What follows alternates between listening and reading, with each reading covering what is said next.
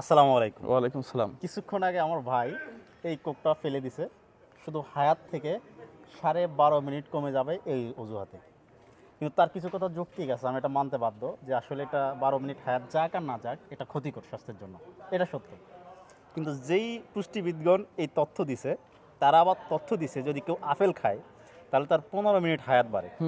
এখন আপেল খাইলে যদি 15 মিনিট হায়াত বাড়ে, তাহলে আমি একটা কোক খাইলাম, আমার 12.5 মিনিট হায়াত কমে গেল, আর একটা আপেল খাইলাম, আমার 15 মিনিট হায়াত কমলো, সরি বাড়লো তাহলে আমার মাইনাস কত হইলো? আমার প্লাস কত থাকলো? 2.5 মিনিট থাকলো, 2.5 মিনিট থাকলো। বা 3 দিন, হ্যাঁ। তাহলে তো আমি একটা আপেল আর একটা কোক খাইতে পারি। না, সেইটা তো একটা কথার কথা, কিন্তু এটা তো আসলেই ক্ষতিকর। এটা এবং আপেল খেলে আপনার হায়াত বাড়বে বিষয়টা তা না, কিন্তু আপনি সুস্থ থাকবেন এই একটা হিসাব তারা করছে, এছাড়া আর কিছু না। আচ্ছা, না তার মানে হায়াত, আমি বিশ্বাস করি যে হায়াত, মৃত্যু এগুলো আল্লাহর হাতে। আল্লাহর হাতে, কিন্তু সুস্থ থাকার জন্য এটা অ্যাভয়েড করা উচিত। অ্যাভয়েড করা উচিত। এটা মানে রাইট রাইট।